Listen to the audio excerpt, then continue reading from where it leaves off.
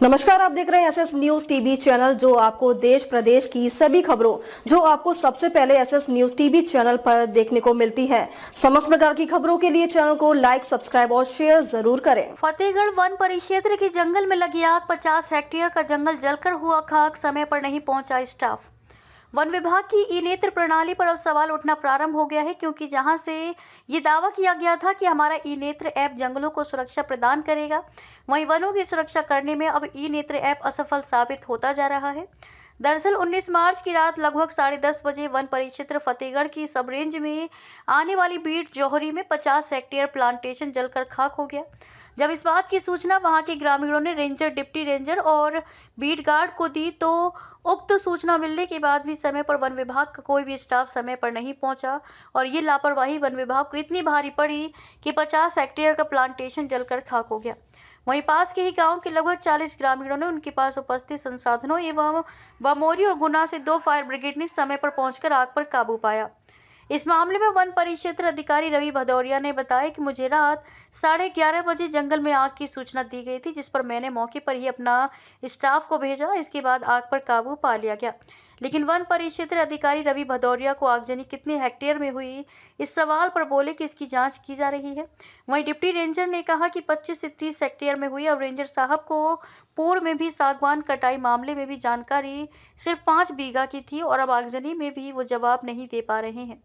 जब इस संबंध में डिप्टी रेंजर संतोष बाथम से बात की गई तो उन्होंने बताया कि ग्रामीणों द्वारा मुझे 20 मार्च की रात लगभग 12:30 बजे आग की सूचना दी गई, जिस पर मेरे द्वारा रात में ही अपने स्टाफ के साथ पहुंचकर आग पर काबू पा लिया गया, लेकिन प्लांटेशन में पौधों को कोई नुकसान नहीं पहुंचा है। वहीं डिप्टी रेंजर संतोष बाथम ने आगे बताया कि 25 से 30 हेक्टेयर में सिर्फ घास जला है, प्लांटेशन के पौधों को कोई नुकसान नहीं पहुंचा। अब रात होने की वजह से दिखाई नहीं दिया, मैं अभी मौके पर जाकर देखता हूं। इसके बाद वहां सुरक्षित प्लांटेशन पौधों की फोटो भेजकर डिप्टी रेंजर संतोष बाथम ने आगजनी में पौधे सुरक्षित होने का दावा किया है। इसके अलावा आगजनी का प्रकरण भी पंजीबद्ध किया गया है।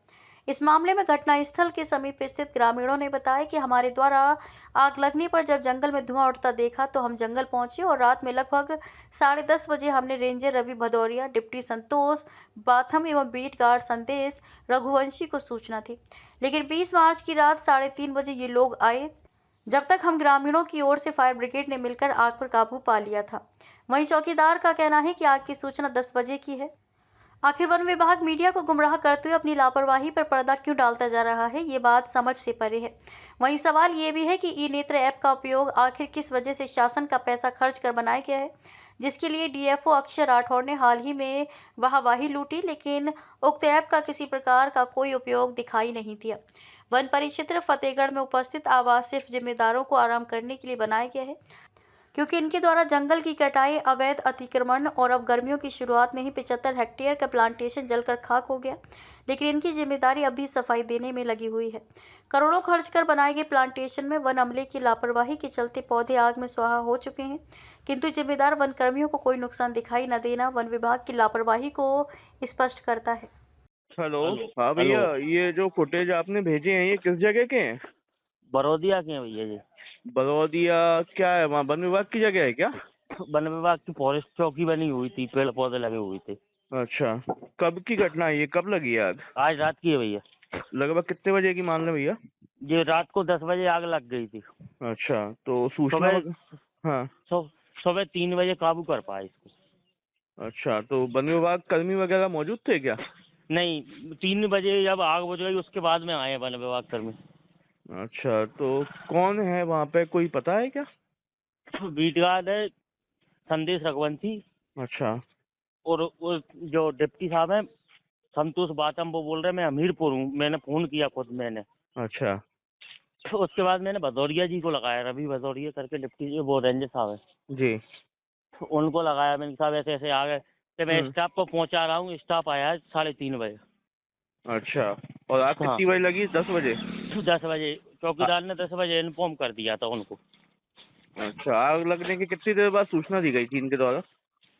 चौकीदार ने 10:30 बजे सूचना दे दी। सूचना दे दी थी? हाँ। कितना स्टाफ पहुंचा फिर ये? 3 लोग पहुंचे थे। कौन? एक तो डिप्टी साहब भी थे क्या? डिप्टी साहब थे और 2 अलग सरपंच के बीट गार्ड थे। ये बीट गार्ड तो मौके पर भी नहीं पहुंचा। अच्छा, कौन संदेश रघुवंशी जी? संदेश रघुवंशी। कितनी क्या बीघा में नुकसान हुआ होगा ये? 75 हेक्टेयर की थी प्लांटेशन, अच्छा, पूरी में आग लग चुकी, सभी पौधा गए। चलो और ठीक है। विद्युत विभाग ने लाइट भी नहीं दी। हाँ, पानी बुझाने के लिए गांव वाले ने प्रयास किया, 2 फायर ब्रिगेड आई थी तो उनमें पानी भी दे गया था। ग्रामीण कितने लगे थे आग बुझाने में? ग्रामीण करीब है 40 जने। 40 जने थे। तो गांव के आसपास ही है क्या ये प्लांटेशन? हाँ, गांव से आधा किलोमीटर पे है, क्योंकि उसमें से मार में कूदने में आग थी। अच्छा। उसी से लगे कुछ खेत वगैरह थे, हाँ, उनमें आग कूद जाती तो गांव में आग लग सकती थी। अच्छा अच्छा, इस वजह से बुझाने का प्रयास किया है ना? तो इस वजह से बुझाने का प्रयास किया।